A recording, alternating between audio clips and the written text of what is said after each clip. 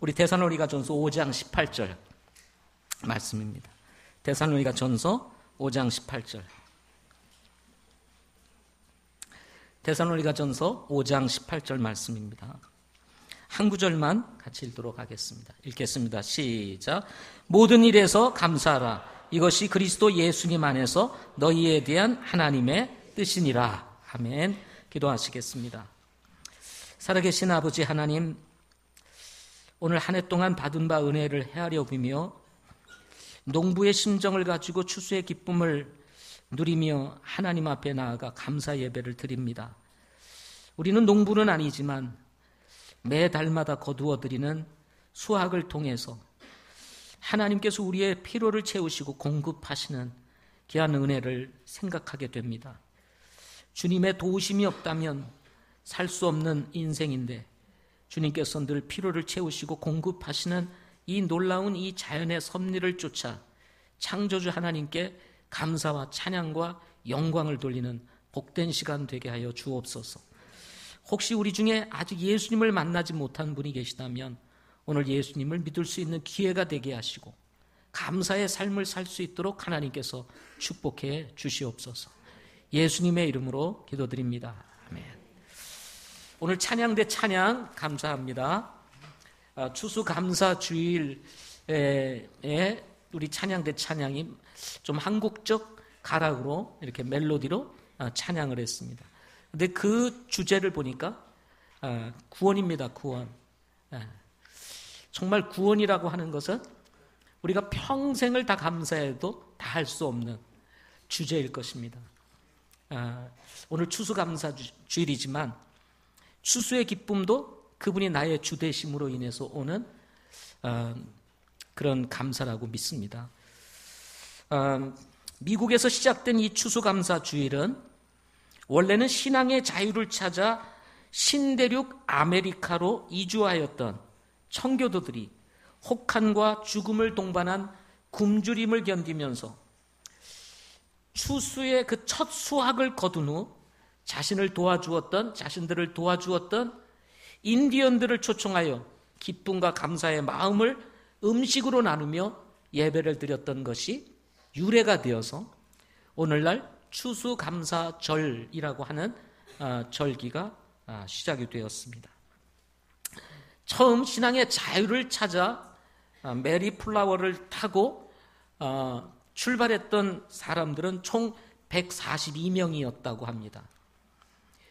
142명이 함께 신앙의 자유를 찾아 신대륙으로 출발을 했지만 그 대륙으로 가는 배 안에서 40명이 사망을 하고 102명만 남아서 신대륙 아메리카에 도착을 했다고 합니다.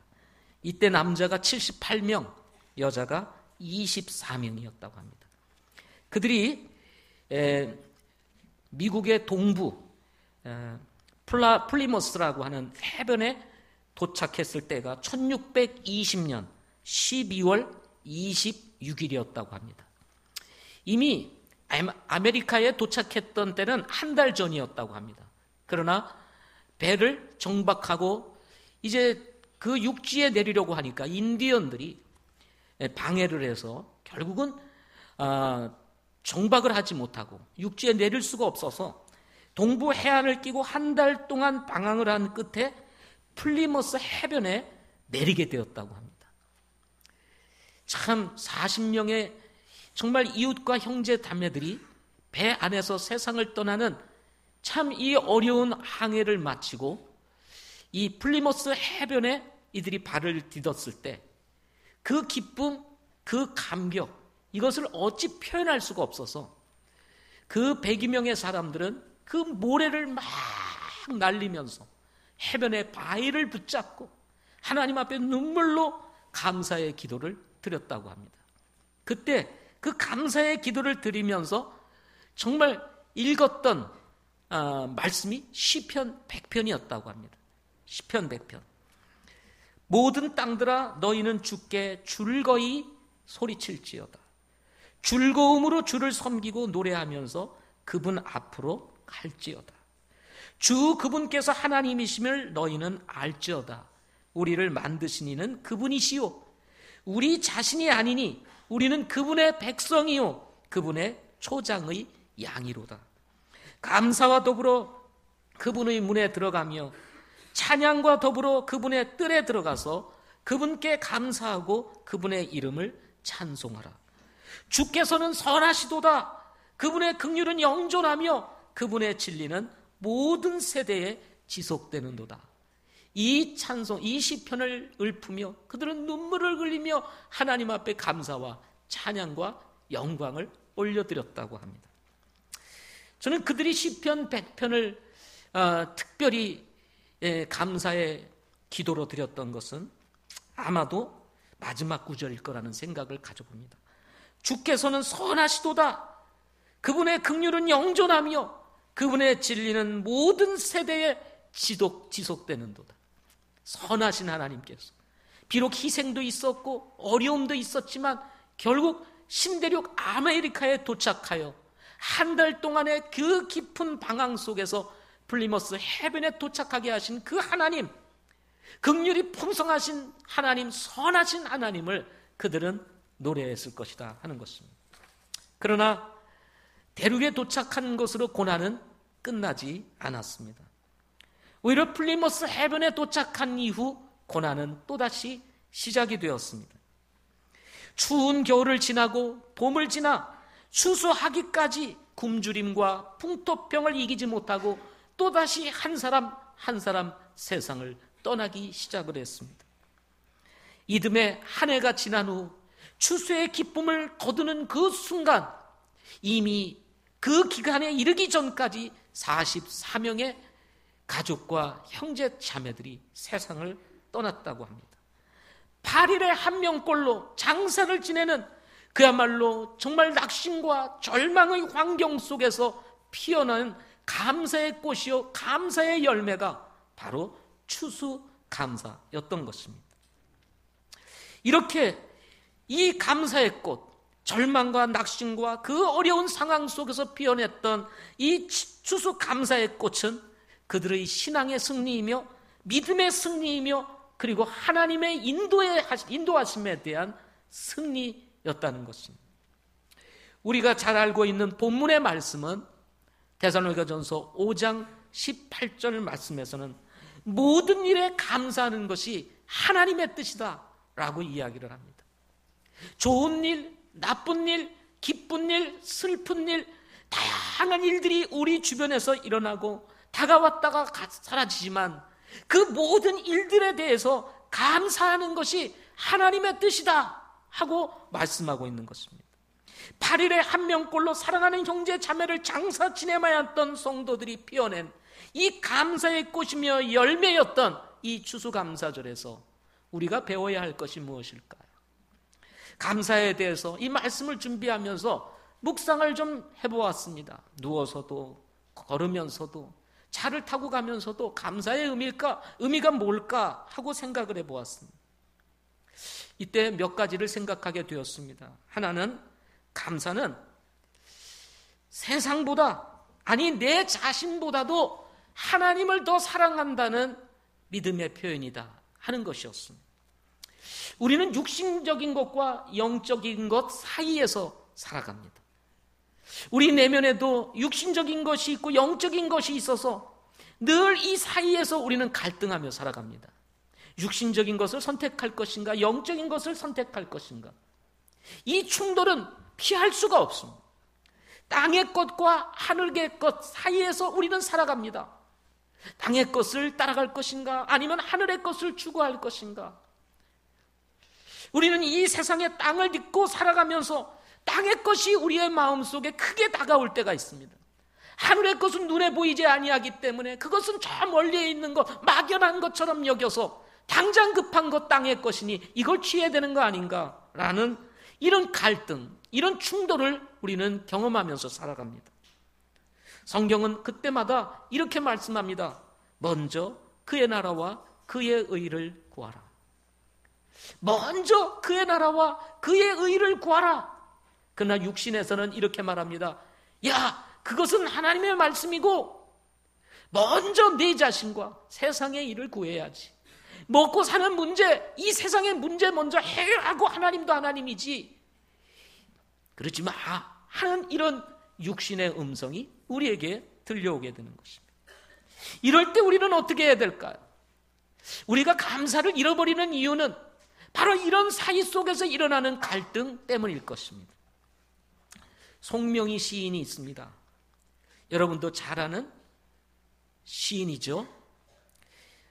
이 송명희 시인은 태어날 때 의사의 부주의로 아기가 어머니의 그 자궁에서 나올 때 의사가 아기를 이제 꺼집어내기 위해서 집게로 아이의 뇌를 이게 잡아 빼는 과정 속에서 소뇌를 잘못 건드려 가지고 평생 내성마비자로 살게 된 여자아이였습니다.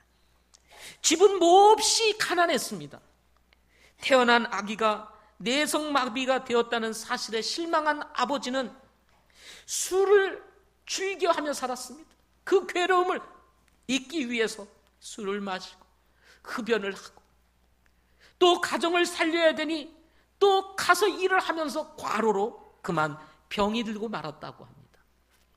그러니 집안이 어떻게 됐겠습니까? 엉망진창이 되었습니다. 어머니는 천성적으로 몸이 약해서 아이가 태어나 젖을 먹이려고 하는데 젖이 나오지를 아니했습니다. 아버지가 병이 들어 누워있으니 우유 살 돈도 없었습니다. 그래서 쌀가루를 끓여서 그 끓인 물을 이 송명희 시인에게 먹여서 키웠다고 합니다. 송명희 시인은 자신의 어린 시절을 기억하면서 이렇게 이야기를 합니다. 자기는 7살이 될 때까지 누워서 지냈다. 아예 일어나지를 못하고 그냥 바닥에 누워서 7살까지. 그가 일어나려고 그러면 머리가 제껴지고 허리를 세우려면 허리가 삐져나가고 그는 그렇게 쓰는 것 자체가 너무나 고통스러웠다라고 고백을 합니다.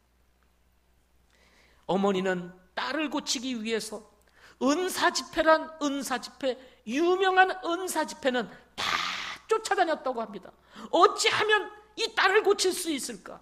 의학으로도 약으로도 의사의 손길로도 무슨 치료로도 안 되는 이 딸을 어떻게 하면 고칠 수 있을까? 유일한 희망은 하나님이 고칠 수 있겠지. 그래서 은사 집회를 쫓아다녔다고 합니다. 시인유 은사, 병 고치는 집회, 용하다 하는 교회들은 다 쫓아다녔다고 합니다. 그런데 이 송명희 시인이 당시의 상황을 이렇게 고백을 합니다. 온 몸이 멍투성이가 되도록 맞으며 비인간적인 안수 기도를 받노라면 그 고통을 견딜 수가 없었다 하고 얘기를 합니다. 은사 집회를 쫓아다니면서 목사님들이 안수한다 싶고 그냥 그 내성마비 몸도 가누지 못하는 이 여자아이를 그냥 막 두드려 패는 거예요. 그냥 나라 사탄아 물러가라 막 두드려 패고 온 힘을 다해. 이 아무것도 모르는 송명희 시인은 그것이 너무나 고통스러웠다. 이렇게 그는 고백을 했습니다. 하나님을 원망했습니다. 부모를 원망했습니다. 자신의 처지를 원망했습니다. 이 송명희 시인은 몸은 마음대로 할 수 없었지만은 정신은 우리랑 똑같았습니다. 더 힘든 거예요. 정신마저도 이상하면 그냥 그런가 보다 하고 있을 텐데 몸은 말을 안 듣는데 생각은 마음은 정신은 우리랑 똑같은 거예요. 그러니 얼마나 힘들었겠습니까? 원망과 절망과 좌절 속에서 살던 이 송명희 시인이 예수님을 만난 것은 16살 때였다고 합니다. 16살이 되었을 때 원망과 불평 속에서 살던 이 송명희 시인이 어느 날 하나님의 말씀이 하나가 탁 들렸다고 합니다. 그것이 마태복음 11장 25절, 20절, 26절 말씀이었다고 합니다. 그때 예수님께서 응답하여 이르시되 오 하늘과 땅의 주이신 아버지여, 아버지께서 이것들을 지혜롭고 분별 있는 자들에게는 숨기시고 아기들에게는 드러내셨사오니 감사나이다. 과연 그러하옵나이다. 아버지여, 그것이 아버지 보시기에 매우 좋았나이다. 지혜롭고 똑똑하고 건강하고 잘생긴 사람들에게는 감추시고 하나님의 그 영적인 비밀을 아기들에게는 드러내셨으니 아무것도 모르고 모자라고 부족한 아기들에게는 드러내셨사오니 감사하나이다. 갑자기 이 말씀이 송명희 시인의 마음을 때린 거예요. 비록 자신은 내성마비가 되어서 아무것도 할 수 없는 그야말로 아기보다도 못한 존재로 있지만 하나님께서 이 영적인 비밀, 하나님에 관련된 말씀들을 아기들에게는 드러내셨다는 이 놀라운 사실을 깨닫고 거기서 감동을 받고 그는 주님 앞에 비로소 자신이 죄인됨을 고백하게 되었다고 합니다. 어느 집회에서 그는 하나님 앞에 하나님, 내가 죄인입니다, 내가 죄인입니다 하면서 울부짖으며 기도하면서 그 이후로 그는 예수님을 만나게 되었다고 합니다. 만나주세요, 하나님 저를 만나주세요 그러면서 기도를 하다가 그가 예수님을 만나게 되었다. 예수님을 만나고 난 이후에 갑자기 그의 세계가 달라지게 되고 세상이 달리 보이기 시작하면서 하나님의 말씀을 그는 읽기 시작을 했다고 합니다. 하나님의 말씀을 읽는데 하나님께서 자신을 얼마나 사랑하고 자신을 얼마나 무능하고 큰 죄인인지를 말씀을 통해서 깨달으면서 그는 그냥 주체할 수 없는 눈물이 한없이 흘렀다고 합니다. 하나님의 말씀을 읽으면서 그 깨닫는 하나님의 사랑, 하나님의 은혜 깨달을 때마다 그는 그 감동을 노트에 적었다고 합니다. 노트에 적었다고 합니다. 그렇게 해서 나온 시가 바로 나 가진 재물 없어도 라고 하는 바로 시였습니다. 나 가진 재물 없어도. 여러분, 이 시는 찬송가 멜로디로 붙여지면서 한국에 있는 많은 성도들에게 애창되어지는 찬양입니다. 여러분 한번 가사를 들어보십시오. 나 가진 재물 없으나, 나 남이 가진 지식 없으나, 나 남에게 있는 건강 있지 않으나, 나 남이 없는 것 있으니, 나 남이 못 본 것을 보았고, 나 남이 듣지 못한 음성 들었고, 나 남이 받지 못한 사랑받았고, 나 남이 모르는 것 깨달았네. 공평하신 하나님, 나 남이 가진 것 나 없어도 공평하신 하나님, 나 남이 없는 것 갖게 하셨네. 건강도 없고 지식도 없고 재물도 없었던 이 송명희 시인이 예수님을 만난 이후에 보니까 남들이 다 가지고 있는 것 같지만 가지고 있지 않은 것을 자신이 가지고 있다는 사실을 알게 되었습니다. 그게 구원이었습니다. 하나님의 은혜였습니다. 자신의 모습은 뇌성마비였습니다. 할 수 있는 것이 아무것도 없었습니다. 그의 얼굴은 찌그러져 있었습니다. 그야말로 거울을 보는 것 자체가 그에게는 부담이었을 것입니다. 그럼에도 불구하고 그는 그런 외적인 것, 자기 자신을 사랑하기보다 성령을 통해서 그는 하나님의 사랑을 깨닫고 하나님의 은혜를 깨달으면서 내가 남들이 가지고 있는 것 가지고 있지 않을지라도 하나님께서 나에게 남이 가지지 않은 것 내게 주셨으니 내가 감사한다고 하면서 불렀던 찬송, 지었던 시, 이것이 바로 나 가진 재물 없어도인 것입니다. 이 외에도 송명희 시인은 시를 수없이 썼다고 합니다. 말씀을 읽으면서 느꼈던 그 감동, 그 영적인 깨달음, 눈물을 흘리면서 깨달았던 그 하나님의 그 감동들을 노트에 적었던 것이 시로 옮겨지면서 수많은 시들이 찬송가 멜로디가 되어 불려지게 되었습니다. 이 시뿐만 아니라 곡에 붙여졌던 이 찬송가는 한국의 멀쩡한 성도들뿐만 아니라 예수 믿지 않는 사람들까지도 영향을 미치면서 그는 신앙의 영웅으로 떠오르게 되었습니다. 아무것도 할 수 없는 사람이었지만, 뇌성마비 장애자였지만 그는 한국 성도들에게 신앙의 영웅이 되었습니다. 여러분, 감사는 이렇게 기적을 일으킵니다. 감사는 이렇게 기적을 일으키는 것.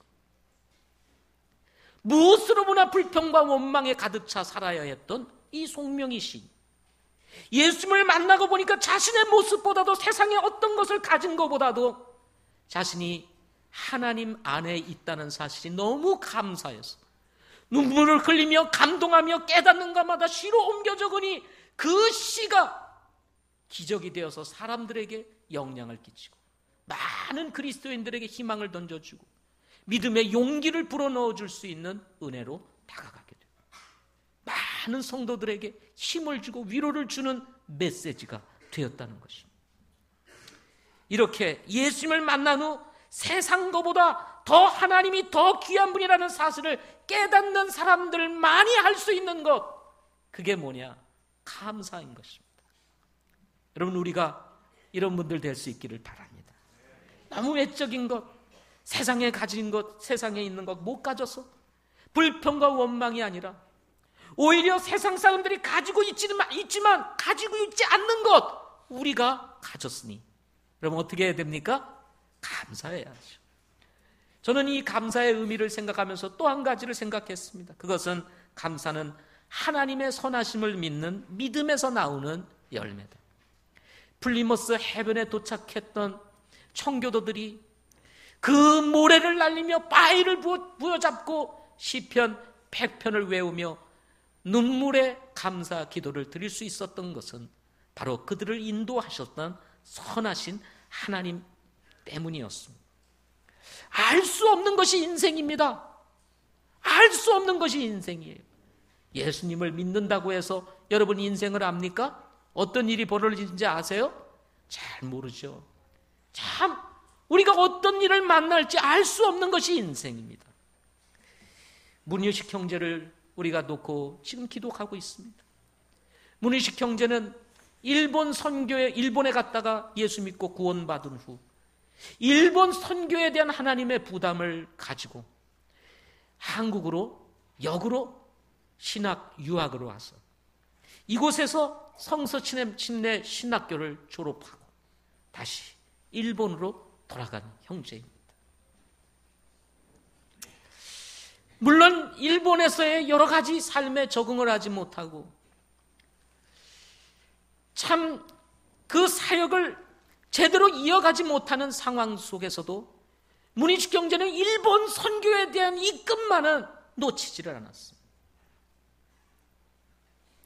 그래서 그는 미국에 있는 신학교에 대학교에 이제 온라인으로 박사학위 과정을 신청을 해서 상담학을 공부하여 일본의 어려운 사람들을 돕는 심리 상담을 통해서 일본인들에게 복음을 전하기 위해서 이제 박사 학위를 거의 다 마치고 졸업을 앞두고 있는 상황이었습니다.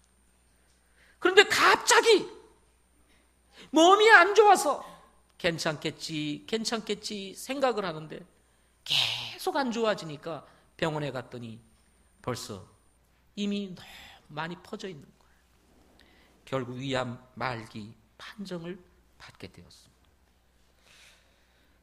하나님을 위해서 일본 선교를 위해서 그는 자신의 젊음과 모든 것을 다 들여 먹지도 아니하고 잠도 제대로 자지 않으면서 일본 선교를 꿈꾸면서 공부를 하고 또 가정을 이끌기 위해서 일하면서까지 공부를 해가지고 드디어 졸업을 앞두고 있는데 왜 하나님 나에게 이런 어려움을 줍니까?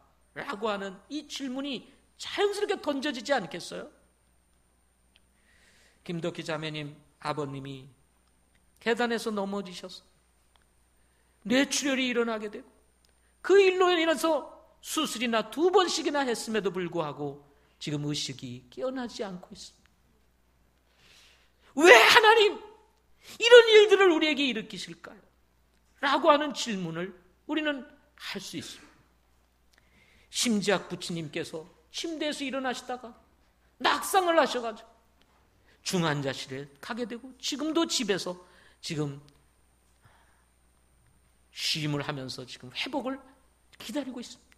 매 주일날 저곳에 오셔서 저쪽에서 앉아 계시던 부처님 지금 2주째 예배를 참석하지 못하고 있습니다. 이제 뭔가 좀 신앙생활을 하고 예수님을 만날 수 있는 기회를 잡아보고 이제 정말 연세가 높으신 가운데 이제는 주님을 좀 알고 구원을 받아 믿음의 삶을 살다가 참 하나님의 왕국에 들어갔으면 하는 마음이 온 가족들에게 있는데 갑자기 어려움이 찾아와가지고 교회를 오실 수 없는 이 상황이 되니 얼마나 마음이 가족들에게 어려움이 있겠습니까? 이런 일들을 만나게 되면 참 우리는 당황스럽습니다. 왜 하나님이 이런 일들을 일으키실까? 도대체 왜? 우리가 하나님의 길을 가고 믿음의 길을 가려고 하는데 왜 이런 일이 일어날까? 이럴 때 우리는 두 가지 반응을 하게 됩니다. 하나는 원망입니다. 하나님 계시나요? 내가 뭘 잘못했다고 하나님 이런 일을 일으키십니까? 뭘 잘못했다고? 내가 뭘 그렇게 잘못했다고 하나님 이런 어려움들을 주시나요? 예? 갑자기 하나님이 의심되어지고 하나님은 없어. 뭐 나에게 도움이 되는 게 뭐 있어? 맨날 어려움만 주시고 원망과 불평과 부정적인 생각들이 우리 마음에서 일어날 수 있는 거죠.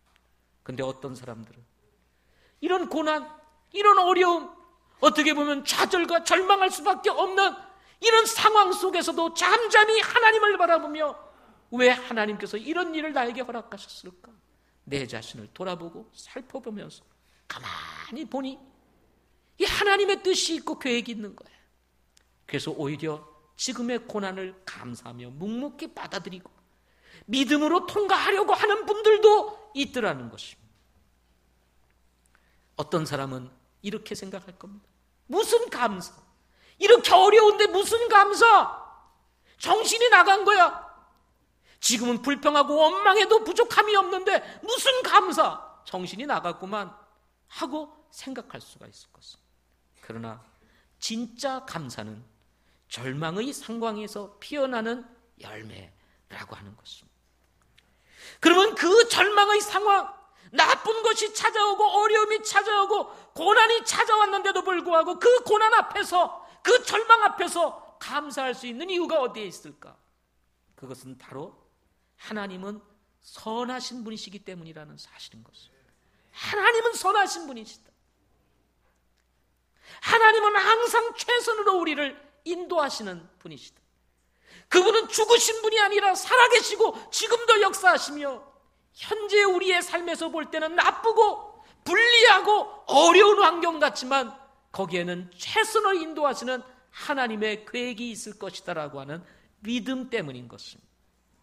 로마서 8장 28절 말씀에 보면 우리가 알거니와 하나님을 사랑하는 자들 곧 그분의 목적에 따라 부르심을 받은 자들에게는 모든 것이 합력하여 선을 이루느니라 하고 말씀하셨습니다. 모든 것이 합력하여 선을 이루시는 하나님. 지난주 큐티 말씀에 보면 다윗이 아들 압살롬의 반역으로 왕자를 버리고 도망간 이야기가 있습니다. 아들이 아버지를 반역을 해가지고 아버지를 죽이고 왕자를 차지하겠다고 해서 급하게 다윗이 왕자를 버리고 도망갑니다. 이런 집안이 될 집안이겠어요? 예? 아들이 아버지를 죽이고 자기가 왕이 되겠다고. 대세를 보니까 가만히 앉아있다간 큰일 나겠거든요. 그래가지고 자기를 따르는 신하들 백성들 데리고 도망가 버립니다. 참 기가 막힌 일이 벌어집니다. 하나님 뭘 잘못했다고 해 다윗이? 주님을 잘 섬기려고 하는 것밖에 없는 다윗에게 왜 이런 고난이 찾아옵니까? 왜 어려움이 찾아옵니까? 라고 말할 수 있죠. 근데 다윗도 이런 고난이 있었더라고요. 집안 문제가 복잡했습니다. 압살롬 때문에 어려움이 있었습니다. 압살롬이 군사를 모집해가지고 다윗을 잡아 죽이고 자기 왕국을 세우겠다고 다윗을 쫓아갑니다. 후세의 도움으로 이 사실을 알고 다윗이 요르단을 건너 도망가잖아요. 도망갔을 때 피곤하고 지치고 목이 마르고 배고프고 기진하였을 때 하나님께서는 전혀 예상하지 못한 암몬 사람들을 통해서 먹을 것을 잘 제공해 주는 것을 보잖아요. 자, 하나님이 필요할 때, 정말 어려울 때 보면 누군가를 통해서 공급해 주시고. 여러분 그러시지 않습니까? 여러분 우리 인생에 살다가 보면 위기가 찾아왔는데 그때 그것을 쫙 넘어가게 하시고, 누구 손을 통해서는 어떻게 쓰든 하나님이 그걸 넘어가게 하신다. 결국 압살롬과 다윗이 싸우게 돼요. 어떻게 됐습니까?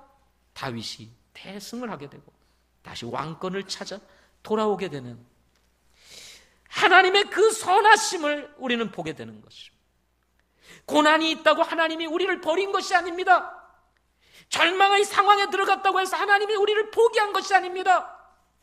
우리가 생각하는 불리한 상황이 우리의 삶에 덮쳐온다 할지라도 하나님께서 우리에 대해서 외면하지 않고 계신다는 사실을 우리는 믿어야 되는 것입니다. 오히려 그 고난을 통해서, 그 불리한 환경을 통해서 하나님은 우리를 정근까지 빚어내시고 하나님의 선하심과 계획하심이 무엇인지를 알리시기를 원하시는 것이 하나님의 뜻이라는 것입니다. 우리 문정희 집사님이 지난 토요일 큐티 모임을 하시면서 같이 기도하고 말씀을 나누고 돌아가시기 직전에 목장에서 있었던 한 이야기를 저에게 나누어 주면서 참 복이 됐다는 이야기를 해 주었습니다. 우리 김대수 형제가 이제 아내 배미애 자매가 우리 유방암 수술을 받고 이제 항암 치료를 이제 끝냈습니다. 여러분 부부 사랑의 만찬회 때 우리 김대수 형제가 이제 유방암 진단을 받고 수술을 앞둔 우리 배미애 자매를 위한 그 참 사랑의 그 영상을 여러분 본 기억이 있으시죠? 착잡한 심정, 남에게만 있을 것 같았던 일이 자신의 가정 안에 찾아왔습니다. 아내가 암이라는 소식을 듣고 얼마나 여러분 철렁했겠습니까?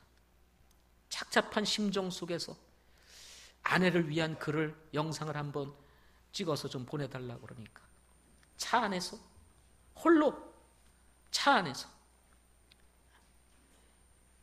영상을 찍어서 보냈던 영상입니다. 용기 내라, 힘내, 사랑해 하면서 영상을 찍어서 우리가 그것을 보았습니다. 시간이 지나서 이제 항암 치료를 다 마쳤습니다. 지난주 목장 모임에서 이런 간증을 했다고 합니다. 하나님은 좋은 것도 주시고 하나님은 나쁜 것도 주시더라는 것.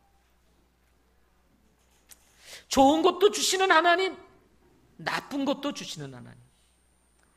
그런데 그 나쁜 것을 통해서 자신의 신앙의 모습을 보고 자신이 하나님과 어떤 관계에 있는지를 깨닫게 되고 멀리 했던 하나님의 말씀을 보게 되고 그러면서 하나님과 깊은 사랑 속에 들어가고 믿음이 자라고 성장해 가면서 하나님이 어떤 분이신지를 이해하게 되니 오히려 나쁜 것을 주신 하나님, 그것도 감사하게 되더라 하는 것입니다.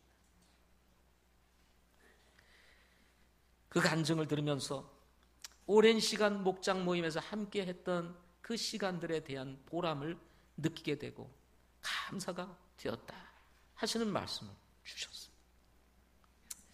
여러분, 우리가 이해할 수 없는 그런 상황에도 하나님은 우리를 사랑하시기 때문에 선하신 하나님께서 우리를 세우시고 우리를 깨닫게 하시고 우리의 모습을 보게 하시고 하나님으로 향해서 나올 수 있는 길을 내시기 위해서 하나님께서 때로는 이해할 수 없는 고난도 허락하시게 된다는 것입니다.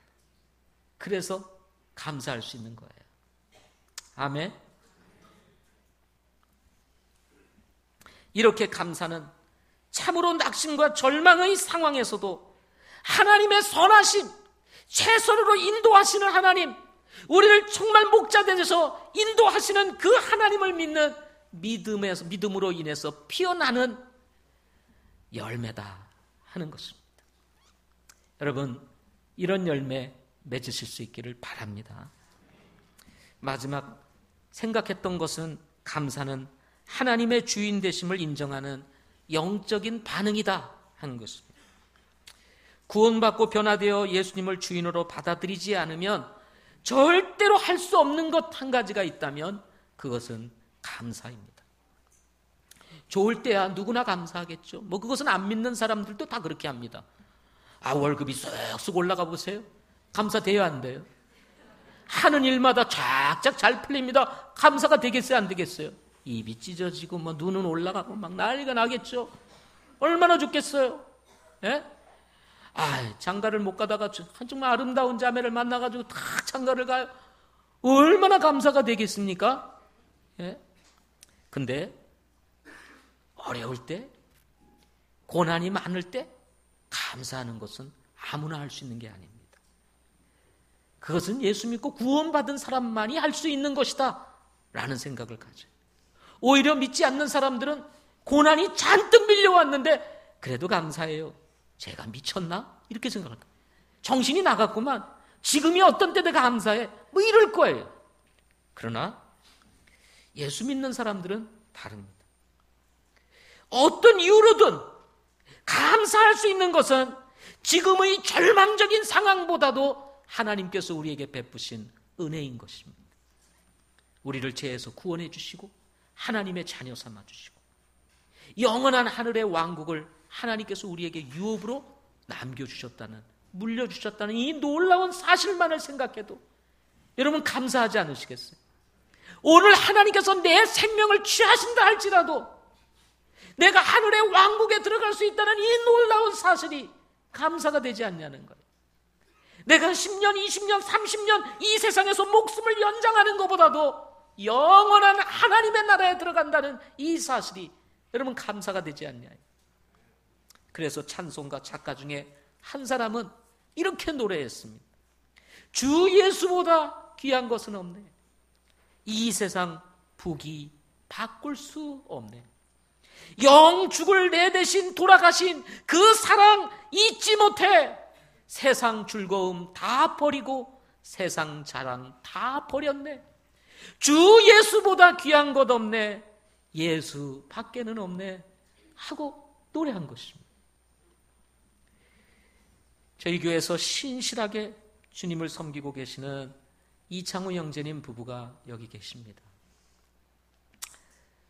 이창우 형제님은 고등학교 영어 교사로 일을 하시다가 퇴직을 하셨습니다. 아드님은 연세대학교 교육학과를 졸업하셨습니다. 연세대학교입니다. 무슨 대학교요? 연세대학교예요.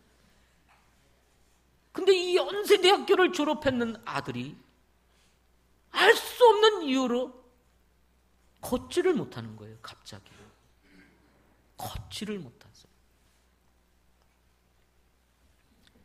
생기기도 얼마나 잘생겼는지 몰라요. 이창우 형제님보다 훨씬 잘생겼습니다. 이건 객관적 사실입니다.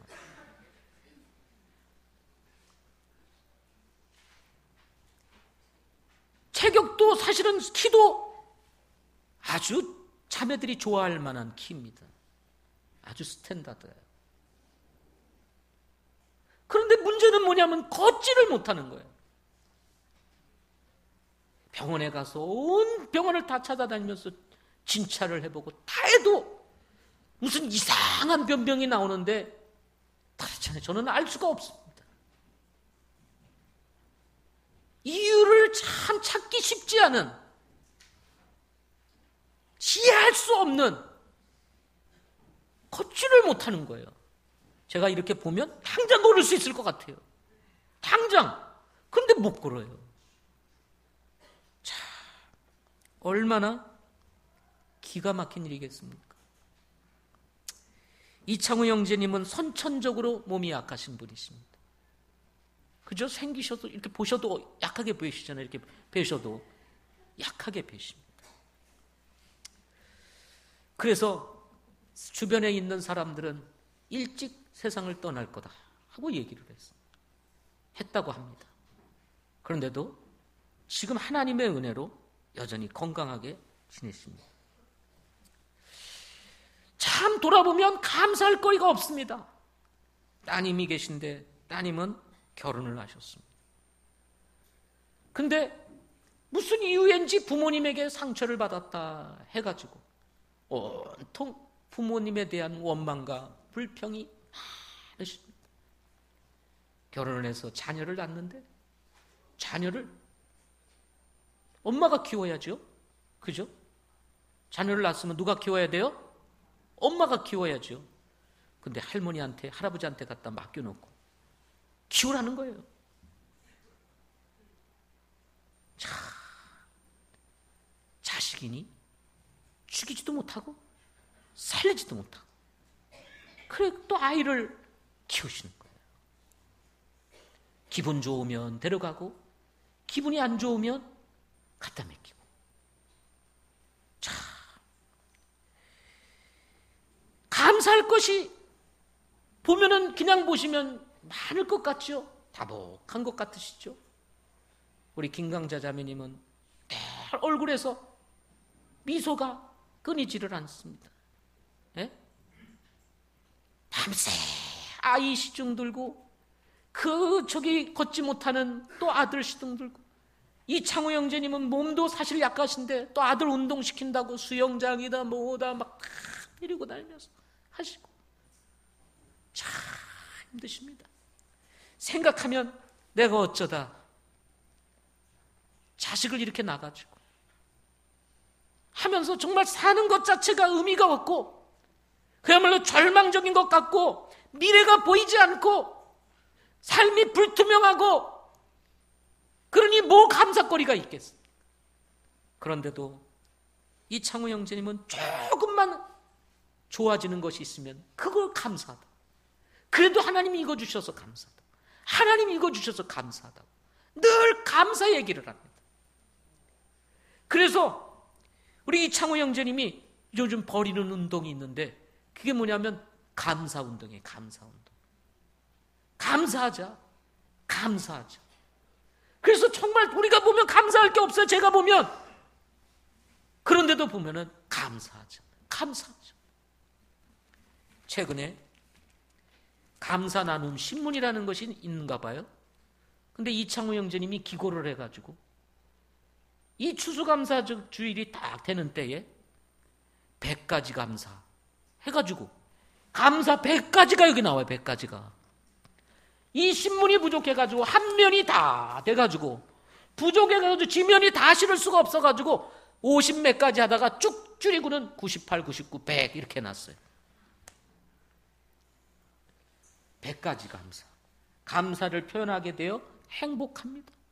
행복할 것이 전혀 없는 부부신데 행복하게 사는 비결, 그 고난의 환경과 어려움 속에서도 감사를 찾는 거예요. 그래도 감사하다는 거예요.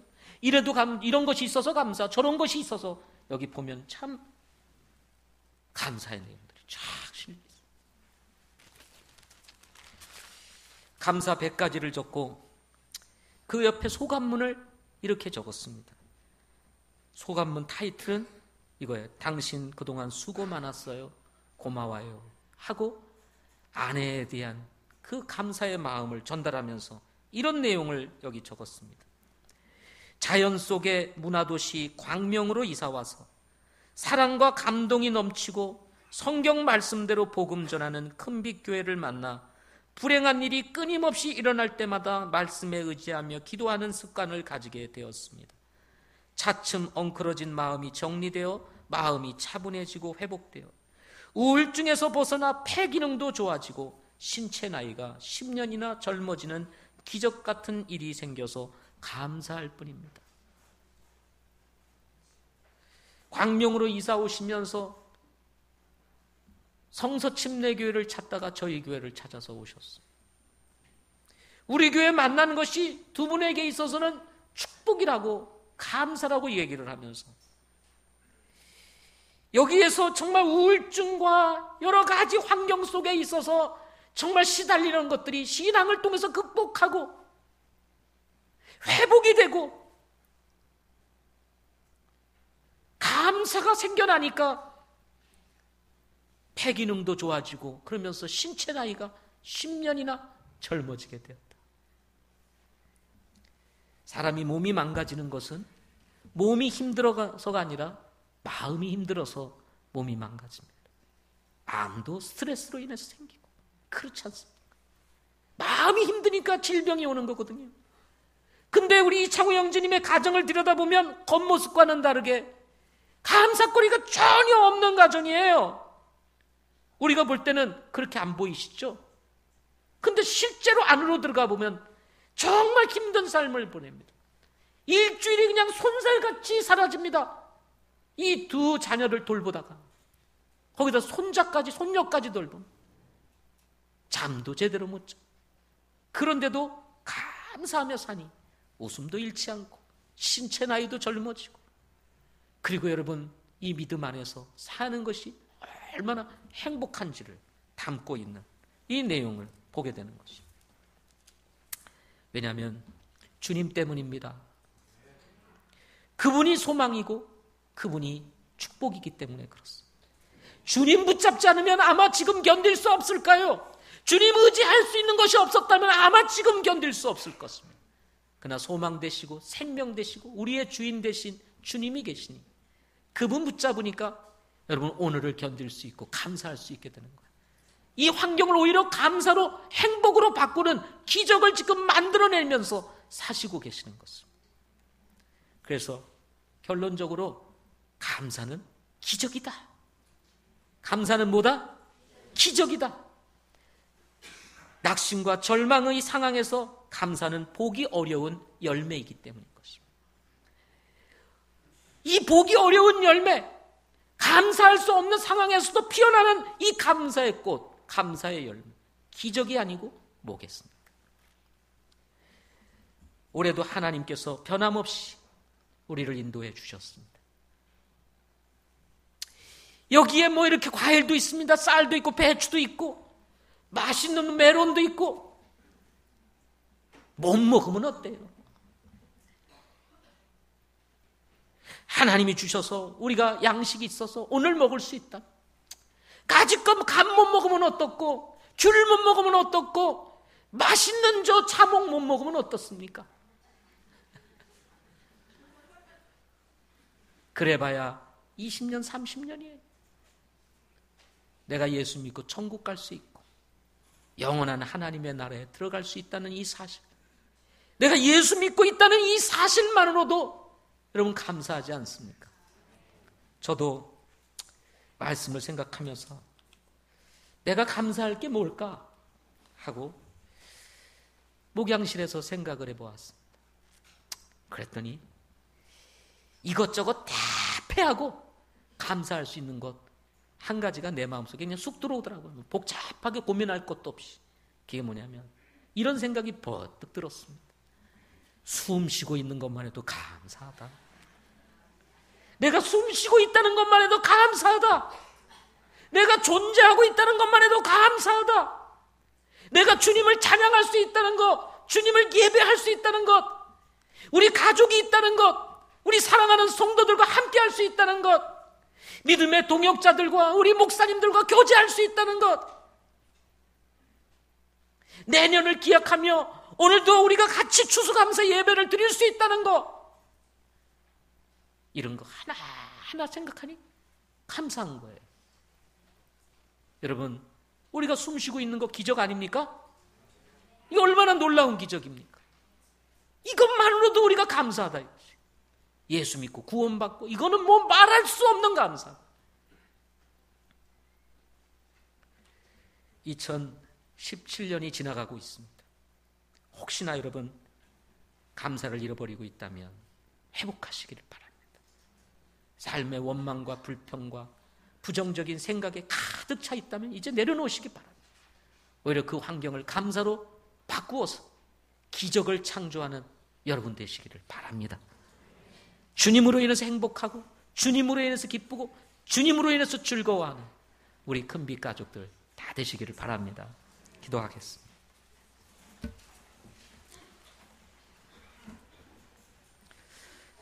아버지 하나님,